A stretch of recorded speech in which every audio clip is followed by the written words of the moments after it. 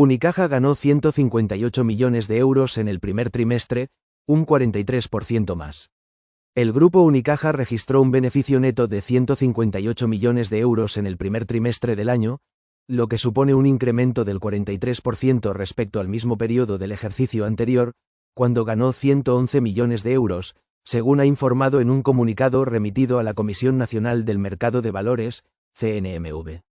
Sobre el gravamen específico para el sector bancario, Unicaja ha explicado que el nuevo diseño ha convertido esta figura en un impuesto propiamente dicho, por lo que se ha dejado de contabilizar en la partida de otros ingresos y cargas de explotación para computarse en el apartado de impuestos sobre beneficios, según recoge Europa Press. El gravamen tampoco se contabiliza ya solo en el primer trimestre, sino que se devenga de forma trimestral. Así, únicamente para el periodo de enero a marzo, el banco ha contabilizado un pago de alrededor de 5 millones de euros. Siguiendo con la cuenta de resultados, la entidad destaca el crecimiento a doble dígito del margen bruto, un 11,5% hasta los 515 millones de euros, a pesar de que el margen de intereses se redujo un 5,6%, hasta los 369 millones de euros, en un entorno de reducción de tipos de interés. Las comisiones netas avanzaron un 1,6%, hasta los 132 millones de euros. El banco resalta la buena dinámica comercial, que ha permitido un aumento de los activos bajo gestión, especialmente en fondos de inversión, cuyas comisiones netas se incrementaron un 17% interanual.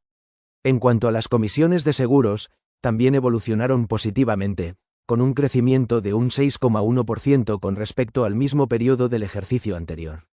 Los gastos de administración aumentaron un 4,7% en tasa interanual del 4,7%, aunque el mayor crecimiento del margen bruto permitió mejorar la ratio de eficiencia en 3,1 puntos porcentuales, situándose en el 45,6%. El margen de explotación, antes de saneamientos, se incrementó un 18,2% hasta los 280 millones.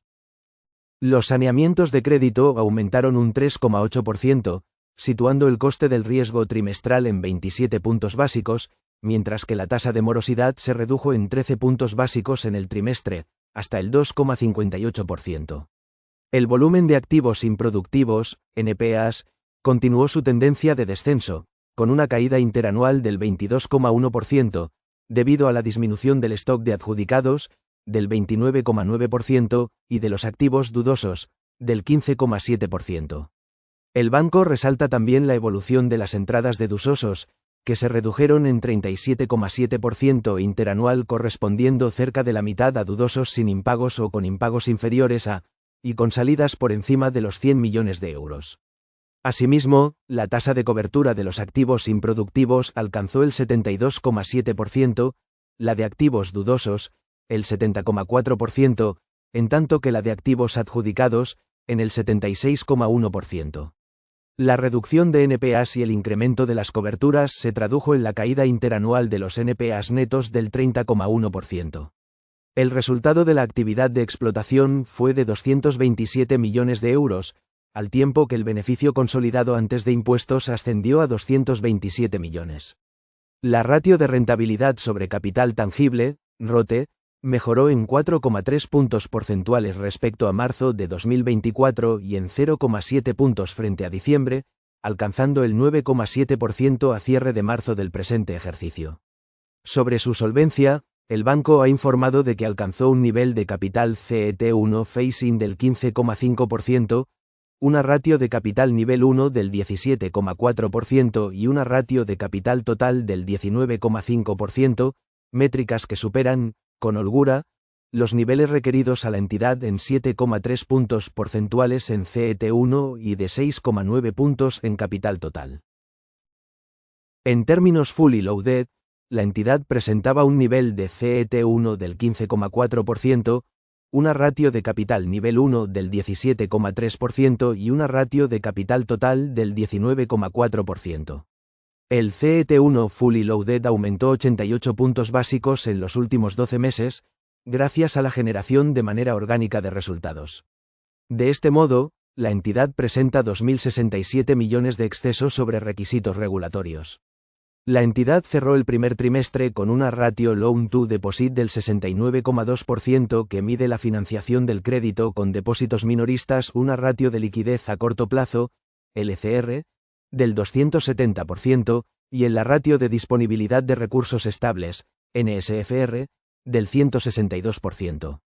Balance. Por otro lado, los recursos administrados por Unicaja, incluidos los mayoristas, registraron una evolución positiva, con un incremento del 4,9% en los últimos 12 meses, hasta situarse en 105.105 millones de euros, con un peso sustancial de los recursos de particulares, muy estables y de elevada granularidad.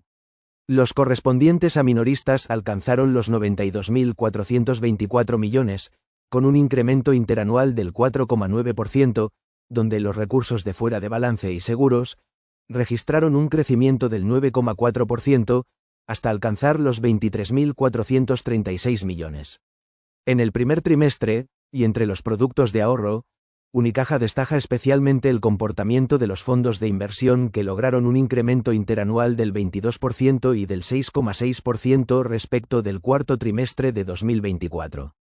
Las suscripciones netas se triplicaron, hasta los 958 millones de euros, lo que supone un nuevo máximo histórico, así como un incremento de la cuota de mercado hasta el 9,1%, según datos de Inverco. El patrimonio acumulado de estos fondos se situó en 14.426 millones. El saldo de la inversión crediticia performing, no dudosa, aumentó un 0,3% en el primer trimestre, hasta los 46.511 millones de euros, retomando así la senda de crecimiento con un bajo perfil de riesgo.